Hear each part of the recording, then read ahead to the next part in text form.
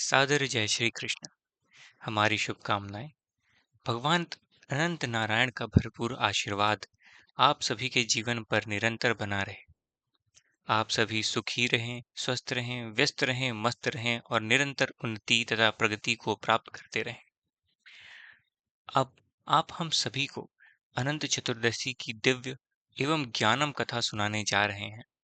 तो बोलिए, अनंत नारायण भगवान की जय। गुरु ब्रह्मा गुरु विष्णु गुरुदेवो महेश्वरा, गुरु साक्षात् परम ब्रह्म तस्मै श्री गुरुवे नमः। श्री अखंड मंडलाकाम व्याप्ताम यञ्चराचर तत्पदर्शिताय येन तस्मै श्री गुरुवे नमः। कृष्णाय वासुदेवाय हर परमात्मने प्रत कलेशाय नाशाय गोविंदाय नमो नमः। एक समय की बात है।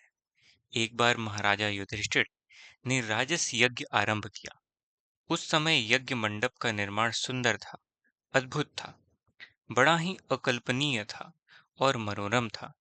इतना मनोरम यज्ञ स्थल उन्होंने बनवाया कि जहां पर जल था वहीं पर जमीन दिखाई दे रही थी। जहां पर जल था, लेकिन जहां थल यानी पृथ्वी थी वहां पर जल दिखाई नहीं दे रहा था। इस प्रकार की भिन्नता प्रतीत हो रही थी कि जल में स्थल और स्थल में जल की भांति का प्रतीत हो रहा था। अद्भुत मंडप को अपना आप खो चुके देख धोखा खा चुके थे। एक बार टहलते हुए दुर्योधन भी उस यज्ञ मंडप में आ गया और एक तालाब को स्थल समझकर उसमें गिर गया। द्रौपदी ने यह देखकर अंधों की संतान अंधी होती है, यह कह के दुर्योधन का उपहास किया। इससे दुर्योधन चिढ़ गया तथा इसी एक शब्द से ही महाभारत का युद्ध छिड़ गया था। यह बात उसके हृदय में बाण के समान लग गई। उसके मन में द्वेष उत्पन्न हो गया और पांडवों से बदला लेने की ठान ली। उसके मस्तिष्क में उस अपमान का बदला लेने के लिए विचार उत्पन्न होने लगा। उसने बदला लेने के लिए पांडवों को दूत क्रीड़ा यानी कि जुआ खेलने के लिए आमंत्रित किया। जुए में उनको हरा दिया और हरा करके उसका अपमान करने के विचार से उसने पांडवों को सभी के सामने पराजित किया। तब भगवान श्री कृष्ण ने कहा, हे युधिष्ठिर, तुम विधि पूर्वक अनंत भगवान का व्रत करो। इससे तुम्हारे सारे कष्ट और संकट समाप्त हो जाएंगे। तुम्हारा खोया हुआ राज्य भी पुनः वापस मिल जाएगा। इस संदर्भ में भगवान श्री कृष्ण ने उन्हें एक कथा सुनाई। प्राचीन काल में सुमंत नामक एक नेक तपस्वी ब्राह्मण निवास करता था। उसकी पत्नी का नाम दीक्षा तथा उसकी पुत्री का नाम धर्मपरायणी था तथा उसकी पत्नी एक परम सुंदरी, धर्मपरायण तथा ज्योतिर्मयी कन्या थी जिसका नाम सुशीला था। सुशीला जब बड़ी हुई तब उसने माता दीक्षा की मृत्यु को देखकर सुमंत कर्कशा नामक व्यक्ति से दूसरा विवाह किया। इसीलिए सुशीला का विवाह सुमंत ब्राह्मण के कौंडिल ऋषि के साथ कर दिया। विदाई में कुछ देने की बात करके दामाद को कुछ ईंट और पत्थरों के टुकड़े मान करके दे दिए। क्योंकि सौतेली लड़की थी, इसीलिए इस प्रकार का अभद्र व्यवहार अपनी बेटी के साथ किया। कोंडरी ऋषि दुखी होकर अपनी पत्नी को लेकर अपने आश्रम की ओर चल दिए, परंतु रास्ते में ही रात हो गई। वह नदी के तट पर संध्या करने लगे। सुशीला ने देखा कि कुछ स्त्रियां सुंदर वस्त्र धारण करके किसी देवता की पूजा अर्चना कर रही हैं। सुशीला उनके पास गई और उनसे पूछा कि उन्होंने विधि पूर्वक अनंत नारायण व्रत का महत्व बताया। सुशीला ने वहीं उस व्रत का अनुष्ठान किया और 14 घंटों वाला डोरा हाथ में बांधकर ऋषि कोंडल के पास गई। कोंडल ने ऋषि कुंडल ऋषि ने सुशीला से डोरों के बारे में पूछा। उसने सारी बातें बता दी। उन्होंने डोरे को तोड़कर अग्नि में डाल, इसे अनंत नारायण भगवान का अपमान हुआ। परिणाम यह हुआ कि ऋषि कड़िल दुखी होकर रहने लगे।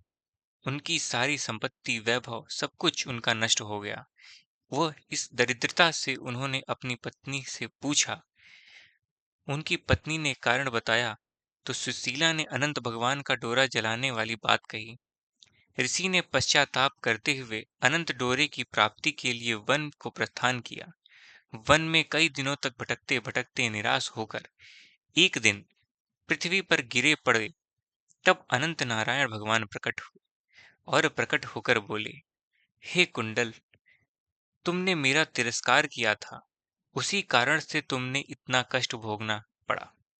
तुम बहुत दुखी हो गए हो। अब तुमने पश्चाताप कर लिया है, प्रायश्चित किया है।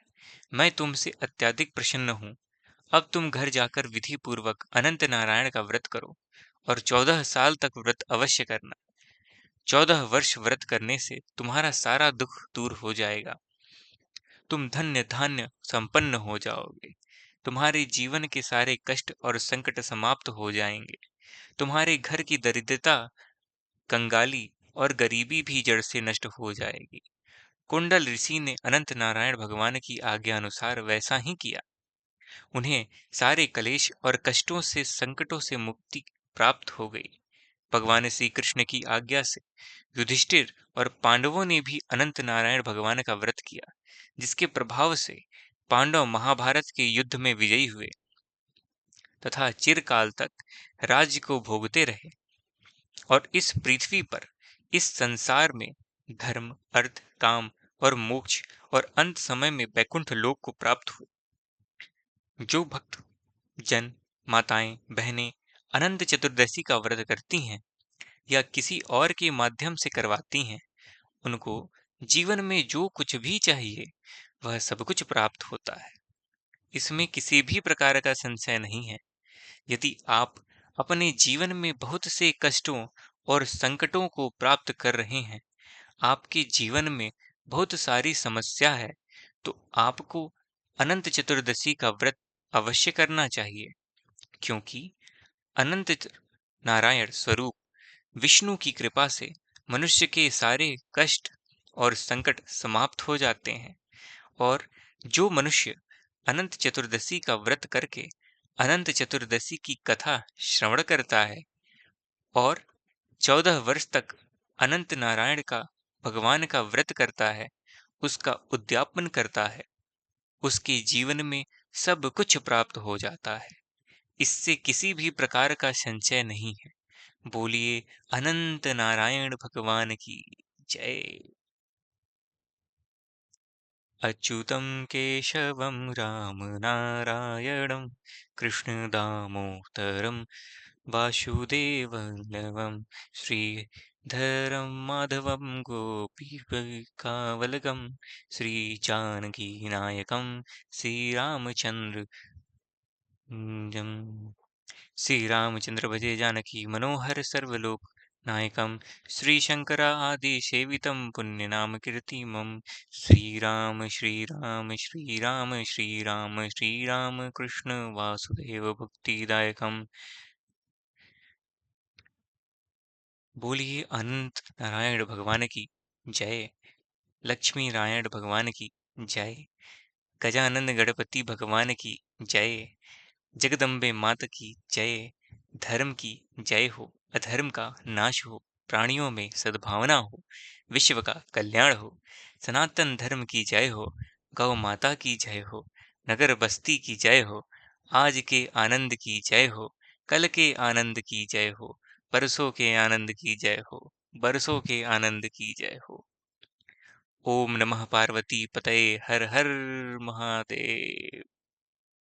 हर भक्तों, जनों, माताओं, बहनों, यदि यदि आप अनंत चतुर्दशी का व्रत करते हैं, तो हमारे माध्यम से यदि अनंत नारायण भगवान का पूजन अर्चन संपन्न करवाना चाहते हैं, तो फिर अनंत चतुर्दशी व्रत का उद्यापन हमारे माध्यम से निमित्त कोई भी दान पुण्य करना चाहते हैं, कथा की दक्षिणा देना चाहते हैं, ब्राह्मण भोज करवाना चाहते हैं, या फिर अन्न दान, वस्त्र, गौदान या कोई भी दान पुण्य यदि आप अनंत चतुर्दशी के निमित्त करवाना चाहते हैं, तो आप हमारे इस YouTube चैनल में संपर्क कर सकते हैं। आपको बस कमेंट में यह बात लिखनी होगी और ईश्वर की महिमा से हम आपके अ, इस अ, दान को स्वीकार करेंगे। चलिए, धन्यवाद।